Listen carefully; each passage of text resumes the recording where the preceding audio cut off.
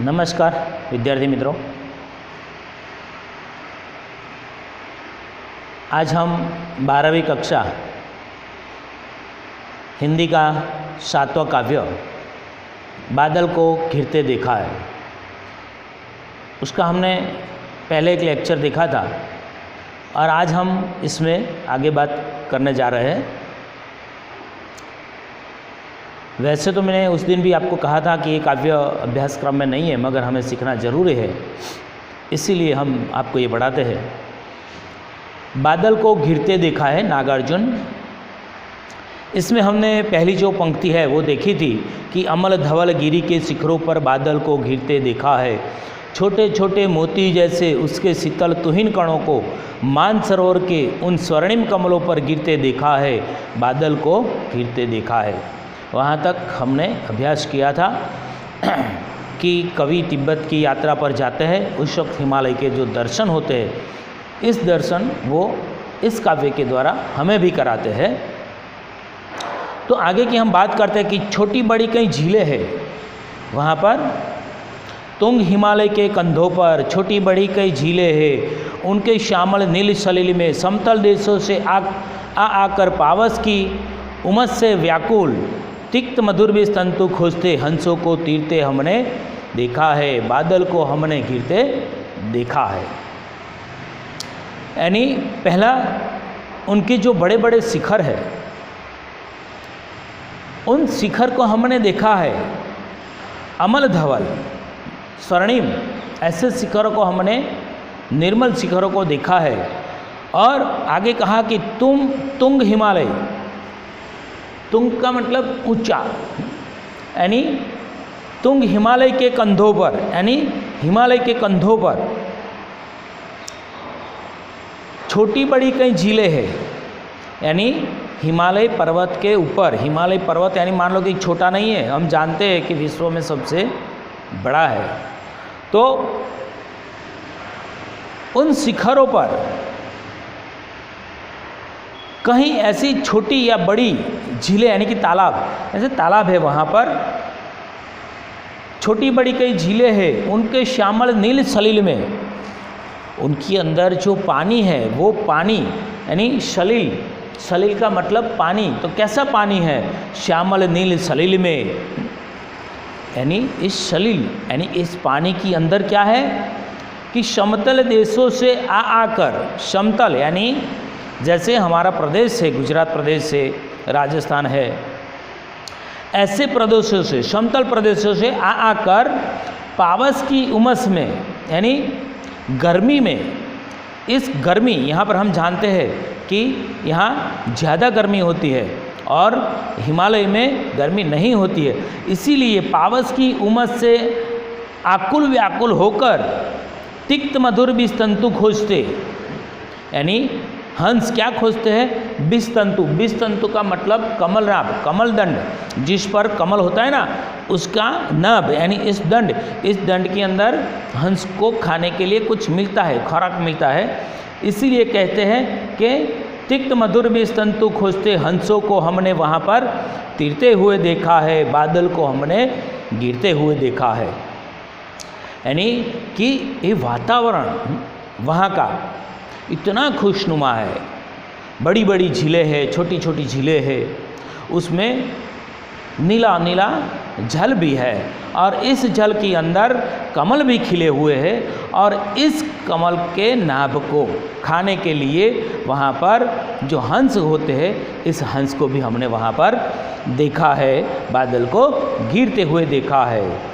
फिर आगे की बात करते हैं कि ऋतु वसंत का सुप्रभात था, वसंत ऋतु थी, उसका सुप्रभात यानी कि सुबह का समय था, मंद मंद था अनिल बह रहा, मंद मंद यानी धीरे धीरे, अनिल, अनिल का मतलब पवन, यानी कि सुबह का समय था और सुबह में थोड़ा थोड़ा मंद गति से पवन बह रहा है। बाल अरुण की मृदु किरणें थी, बाल बता अरुण यानी सूर्य, सूर्य की अवस्था कैसी अवस्था, बाल्यावस्था, यानी कि जब सुबह में सुप्रभात होता है, यानी कि सूर्य की सुबह की जो किरणें होती है वो कैसी होती है, मृदु होती है, कोमल होती है, यानी कि सुबह में हमें कभी भाप नहीं लगती है,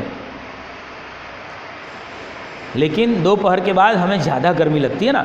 इसीलिए सुबह की बात करते हैं कि बाल और उनकी मृदु किरणें थी, अगल बगल स्वर्णाभ शिखरे थे, एक दूसरे से विरहित होकर अलग अलग रहकर ही जिनको सारी रात बितानी होती, निशा काल के चिर अभिशापित बेबस उन चकवा चकई का बंद हुआ क्रंदन, फिर उनमें उस महान सरोवर के तीरे सेवालों की हरी हरी दरी पर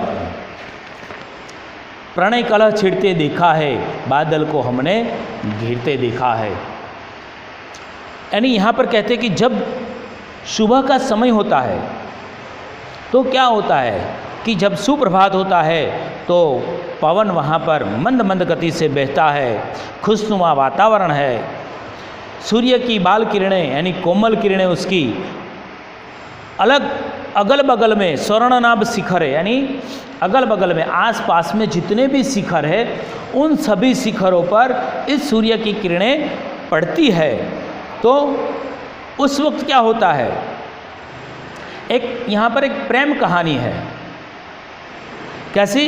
एक चकवा और चकई की प्रेम कहानी है कि वो चकवा और चकई कैसा होता है कि वो बहुत प्रेम करते हैं एक दूसरे को। जैसे आपने बात सुनी होगी कि सारस की, उन दोनों की जोड़ी कैसी होती है, उन दोनों के बीच में कैसा प्यार होता है। सारस जो कहीं कुछ कारण एक की जो मृत्यु हो जाती है तो दूसरा अपने आप खुद भी मर जाता है, इतना प्रेम होता है। तो यहाँ पर ऐसे प्रेम और विरह की एक कहानी यहाँ पर बताई है कि क्या करते हैं कि एक दूसरे के विरहित होकर अलग अलग रहकर जिनको सारी रात बितानी होती, ये चकवा चकई की बात है। इन चकवा चकई को क्या होता है कि जब रात होती है ना तो दोनों को अलग हो जाते हैं, दोनों अलग हो जाते हैं, एक साथ में नहीं रह सकते। वो तो कुदरत का नियम है, वो दोनों साथ में नहीं रह सकते, अलग हो जाते हैं रात को। इसीलिए वो सुबह के इंतज़ार में रहते हैं कि कब सुबह हो जाए और हम दोनों मिल जाए। तो सारी रात बितानी होती है, निशा काल के चिर अभिशापित, निशा काल यानी निशा यानी रात, रात्रि को वो काल रात्रि समझते हैं। जो प्रेम करते हैं ना, सच्चा प्रेम,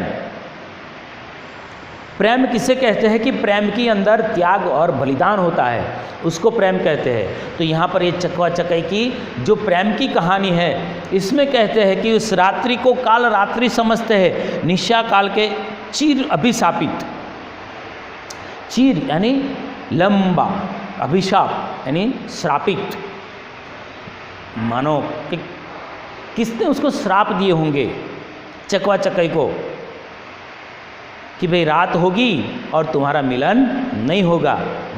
रात में ही अलग रहना पड़ता है उन दोनों को, इसीलिए किसी के श्राप की वजह से अभिशापित हो गए थे वो। इसीलिए बेबस उन चकवा चकई का बंद हुआ क्रंदन, यानी रात होता है ना तो दोनों बहुत दुखी हो जाते हैं और क्रंदन करते हैं। क्रंदन का मतलब करुणापूर्ण रुदन, यानी कि रोने का, दुख व्यक्त करने का जब रात होती है तब। क्योंकि रात होती है ना तो दोनों बिछड़ जाते हैं, एक दूसरे से अलग हो जाते हैं। इसीलिए कहते हैं कि बंद हुआ क्रंदन फिर उनमें, यानी कि जब सुबह हुई ना तो क्या हुआ, सुबह होने से दोनों एक हो जाते हैं, मगर रात होती है तो दोनों अलग हो जाते हैं। लेकिन यहाँ पर तो सुबह हुई, सुप्रभात हुई, वसंत की प्रभात थी और इस प्रभात में दोनों एक दूसरे से फिर मिल जाते हैं लंबे विरह के बाद। उनको एक रात्रि भी कैसी लगती है, काल जैसी लगती है, काल काल यानी बहुत बड़ा लंबा समय। इसीलिए कहा कि चिर अभिशापित, यानी कितने लंबे समय से वो अभिशापित थे कि उनका मिलन नहीं हो सकता है रात को। सिर्फ दिन को दोनों मिल सकते हैं, चकवा और चकई।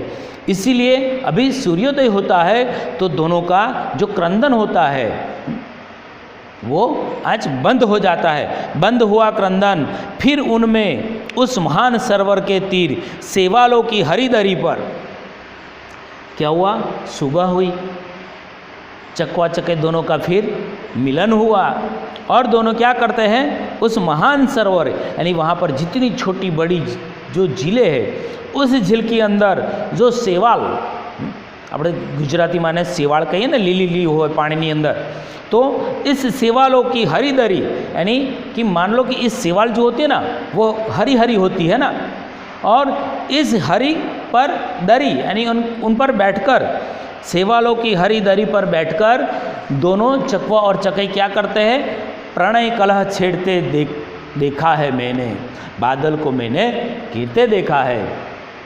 यानी कि इन चकवा चकई को मैंने वहाँ पर प्रेम लीला करते हुए देखा है, एक दूसरे को आलिंगन करके वो वहाँ पर बैठे हैं, ऐसा मैंने देखा है। बादल को मैंने घिरते देखा है। यहाँ पर ये हमारा 7वां काव्य पूर्ण होता है। अस्तु।